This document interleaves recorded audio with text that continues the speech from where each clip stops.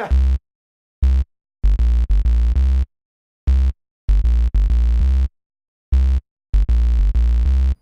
everyone, and welcome back to another episode of StorrsNation. I'm your host, Hezekiah Johnson, and with me today, let's give a warm welcome to return analyst Nick Maou and newcomer Danny Dashefsky. How you guys doing? Doing pretty well tonight. Pretty good, Hez. We're going to start things off with the NFL. We are midway through the season, and I have to know, what are your Super Bowl predictions? Starting with you. I'm going to have to say mine's Saints and Patriots. I like Belichick and Brady, you know, every year. 3 out of 4 years now in a row. Super Bowl combo. They've been in the Super Bowl. So I'm not going against them until they prove me wrong.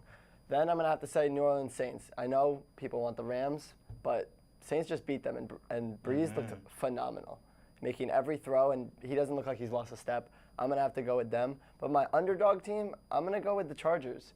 I wouldn't sleep on them this year.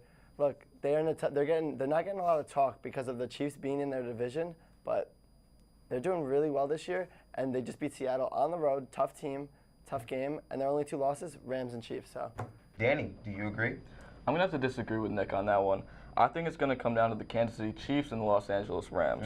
Well, I know the Kansas City Chiefs lost to the Patriots. They definitely did. And Nick's point of view, he sees the Patriots. But I think that Andy Reid and Patrick Mahomes, with that amazing offense of Travis Kelce, Tyreek Hill, Kareem Hunt, They got weapons.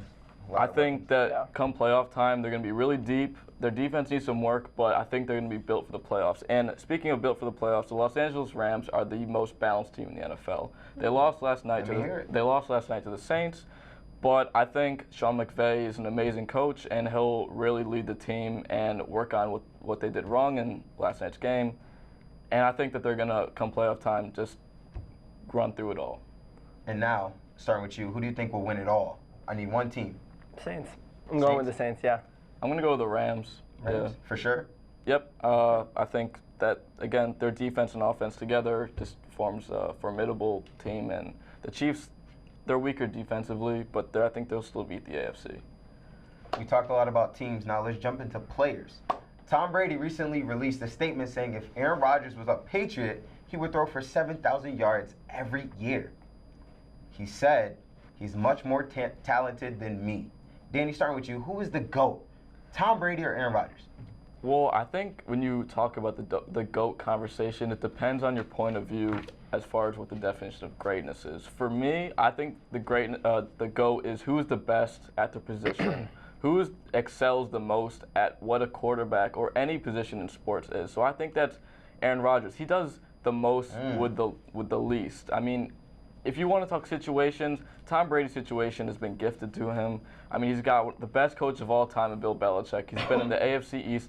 He's been in a weaker conference. I think Aaron Rodgers, as far as a pure quarterback, is much more talented in the pocket, his precision throws. Tom Brady's a check-down quarterback, and I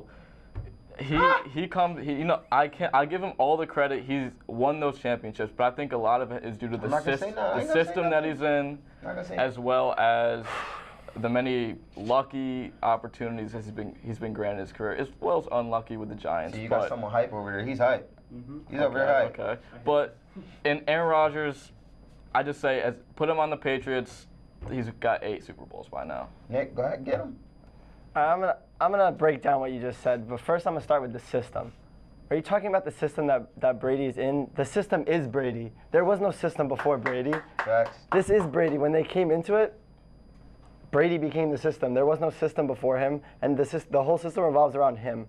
So I can't say that Rodgers is better because of a system. That doesn't make sense. What about the system that Matt Castle went 11-5 with back then, or Jimmy Garoppolo won all those games, and Jacoby Brissett won that game when Tom Brady was out for cheating, of course. So, Tom Brady. He never cheated on Giselle. Again, Tom Brady's a great quarterback. I'm not saying he's not top 5, but as a pure quarterback and as the best quarterback ever, I can't give it to Tom Brady. I'd favor Aaron Rodgers or even someone like Peyton Manning. Oh, I like you. What's the number one thing you want to do in football? Win. What does Brady do? Wins. Win. I haven't seen Aaron Rodgers win a Super Bowl since, 2011. It's a long time ago, and that's only once. Brady's got 5. Now, even if you don't want to talk about Super Bowls, let's talk about MVPs. Brady's got 3, Rodgers got 2, and I know he's a little bit older. He's still playing better, last night played a little bit better. I mean, 2 Offensive Player of the Year awards for Brady, 0 for Rodgers. Led the league in passing yards 3 times. Rodgers 0. Led the league in touchdowns 4. Rodgers 1. That's a lot. What did Aaron Rodgers say? He called him the what? Called him the GOAT. Called him the GOAT. Okay, and Tom Brady has just as much mutual respect for Aaron Rodgers as him. So he said more talented. All I'm gonna say is that football is the most team-based sport in football. In sports, I mean, a team wins a Super Bowl, and frankly, Aaron Rodgers has not been on the correct teams with the package, with their weak defense, their weak coach. He just hasn't been in the right situation. I'm not defending the Packers. I would think Aaron Rodgers should get a trade out, but him as a quarterback, taking these lesser talented teams to the playoffs, that's what makes him the GOAT. I mean, he's had more Pro Bowl offensive linemen in the last 7 years. He's had more Pro Bowl wide receivers. So I don't know what this lack of talent is, because I don't think Brady's had these star players. So he hasn't. That's a great point. But we're gonna cut to a quick commercial break. When we get back, Danny will be picking the brain of a new analyst, and they will be talking college basketball. We'll be right back.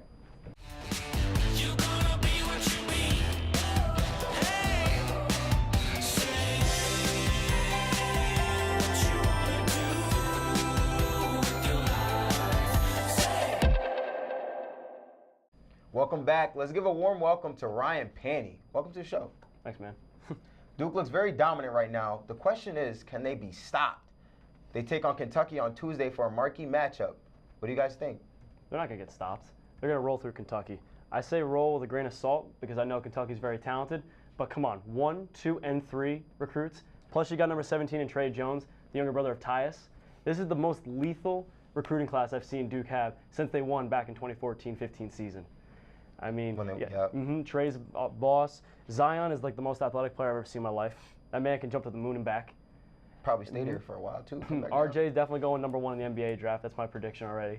Cam, don't sleep on Cam Reddish. Facts. He's filthy. Coming off that injury, but he is nice. And in my opinion, Kentucky struggles right now. Kentucky. Okay. There you go. Let's see what you got. If you want to talk about recruiting classes, Duke's is great, but Kentucky's rivals Duke's in an entirely different way. I mean, you've got 3 top 3 players at the position in the nation: E.J. Montgomery, Ashton Hoggins, and Keldon Johnson. They're all starting, and they're all in specific positions that are going to rival Zion, Cam, RJ, and Trey. I think you have a Kentucky team that will be coached like John Calipari and will work better together. I think the problem with Duke is that they have way too many top recruits that are going to demand the ball in many different playing styles that are actually going to end up hurting them. Zion is a power forward who likes to hold the ball a while and make his own shot. Well, RJ, I think, is going to be reduced to a spot-up shooter, which he's not. And then Cam, I think, is going to get left out because you have 2 of the top players in the nation probably going to go 1 and 2. Where is he going to fit in it? And then you got Trey, who's also is a great point guard, but how is he going to fit into the system? I think Kentucky's more balanced. I think the chemistry issues for Duke will be there for that first game, and I think that Kentucky will squeeze it out in a tough one. It won't be easy, but I think Kentucky will take this game, and then Duke will play the rest of their season with success. Well, Duke's got all 4 guys who are in the top 3 in their positions, obviously the top 3 recruits, and Coach K has done it countless times, bringing guys with various talents, working together. He brought LeBron James and the NBA stars to Team USA and brought home a gold. If he can get all those talented players to work together, I doubt that he can hold together a bunch of 18-year-olds on a court. Well, this talent is not what makes college basketball unique, because what's so great about the March Madness is that you see upsets all the time. Well, we just saw a 16 seed beat a 1 seed. I'm not saying Kentucky's a 16 seed, but it might not be just come down to talent when it comes to this game. I think it's going to come down to chemistry and how they flow on the court. So I'm thinking Kentucky's going to flow better. They're going to play better together for that first game. And they're going to overall just be more ready and prepared for the matchup. I haven't seen anything with the Kentucky players.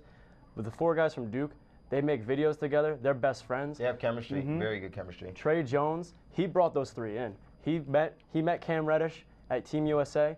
He brought him in. He said, "Hey, we got to get those other 2 guys here." They didn't go, "Oh, damn, these guys are coming." They wanted them together. They wanted to bring together a powerhouse team and do what the Kentucky team in 2014-15 couldn't do, and that's go undefeated and then win the national championship, not get upset by some team like Wisconsin. But if you do know Kentucky, you want to talk about talent again, John Calipari knows his talent when he sees it. How many top NBA players do we have in the league right now that John Calipari specifically picked out? Anthony Davis, DeMarcus Cousins, John Wall, Eric Bledsoe, Karl Anthony Towns, Devin Booker.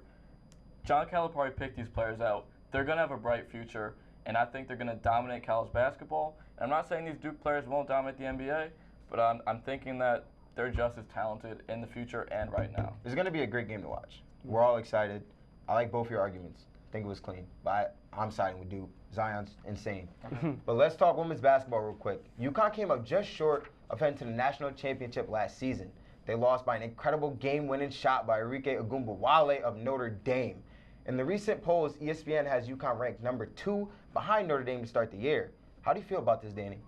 Honestly, I'm not mad about it. I think it's appropriate. I mean, 2 is not out of the top 10, so I wouldn't feel insulted. I know it's not the norm for UConn to be 2, but I think it gives them a certain motivation. They lost a few key players in Gabby Williams and Keaton Nurse to the draft, so a lot of pressure is going to be put on Katie Lou Samuelson, and she really is the focus of the team, and they have a lot of unproven talent. They had a great recruiting class, so I think it's going to take some time. They'll have a few blowout wins to start, but I think when they start playing those tough opponents, they're going to start facing challenges. I think they'll overcome them. I think they'll get that number 1 spot eventually, but I could see a few losses in their future. But I think come March Madness, Gino Auriemma is going to have them ready. But right now, number 2, it's not an insult. I think it's appropriate. Going with disagreeing with you before, I completely agree with you here. I think it's great that they're number 2. It gives them a passion, gives them a drive, and makes that matchup on December 2nd that much more awesome to watch. Yep. I mean, we saw the scrimmage. The team did not look the second team didn't look that good, so that does scare me. And I think these games leading up, number 2 doesn't put that much pressure on those girls, but obviously, it's still top 2 teams. Yeah. So I agree with you. I think that it's better off that they're number 2 this year, not number 1. Yep. I feel it gives them a good chip on their shoulder. Yep. Because Nafisa, Crystal, and Katie Lou have a lot of work to do with this younger group. Yes, they do. But I think they'll be fine. I think they'll be fine. But Notre Dame still has their same, they're seniors now. They still have their same group. That's why it's so scary, because she is a bucket. Arike is a full-on bucket. Yep. That's the only way to describe her. She's a bucket. That's all we have for this week, everyone. Thank you for tuning in. Make sure to follow UCTV on Twitter and check out our YouTube channel at the UCTV channel 14. I'm your host, Hezekiah Johnson, signing off. Peace!